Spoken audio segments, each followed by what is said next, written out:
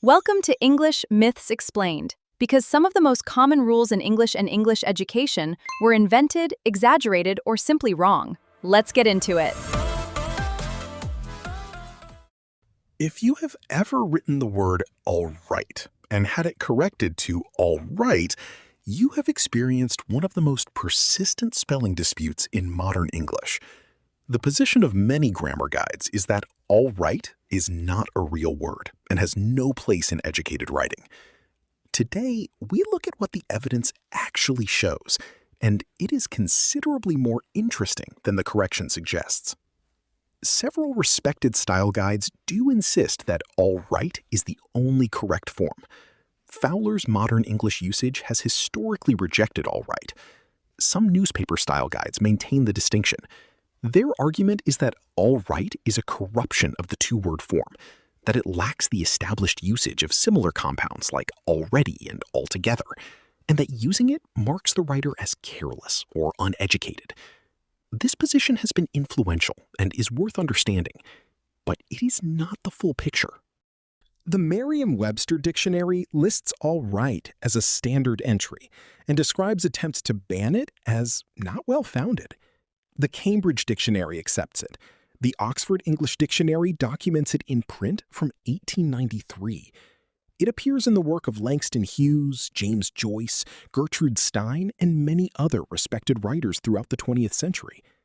Merriam-Webster notes that all right has its own distinct meaning in some contexts. It suggests something is satisfactory in a way that all right does not quite capture. The objection to all right is significantly weakened by comparison with similar compound words that nobody objects to. Already was originally already. Altogether was altogether. Almost was almost.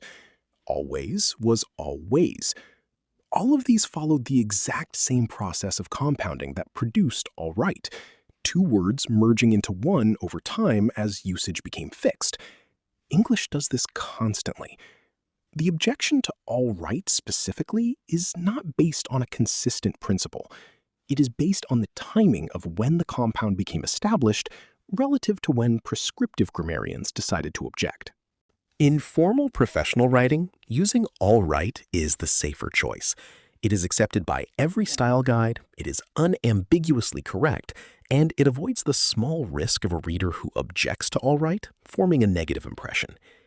In informal writing, in email, in dialogue, and in contexts where you are prioritizing natural voice over formal precision, all right is well established and widely accepted. The key is knowing your audience and your context. All right has been in standard English writing since 1893. Merriam-Webster, Cambridge, and the Oxford English Dictionary all accept it. It followed the same compounding process as already, altogether, and almost. In formal contexts, all right is the safer choice. In all other contexts, all right is perfectly fine. That is 13 myths down. Subscribe to Fluent Daily for more.